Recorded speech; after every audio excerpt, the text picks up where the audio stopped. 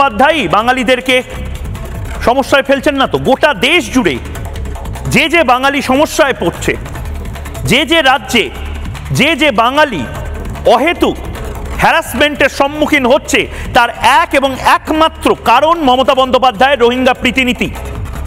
রোহিঙ্গা প্রীতিনীতি, এটা যেন তৃণমূল কংগ্রেসের এই মুহূর্তের ক্যাচলাইন হয়ে গেছে, রোহিঙ্গা প্রীতিনীতি।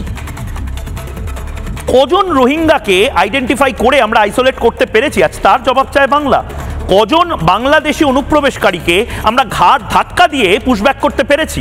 আচ্ছা, সন্দেশখালী থেকে বা দক্ষিণ চব্বিশ পরগনা থেকে বা মালদা থেকে, মুর্শিদাবাদ থেকে বা হিঙ্গলগঞ্জ থেকে কতজন অবৈধ বাংলাদেশিকে আমরা আইডেন্টিফাই করেছি?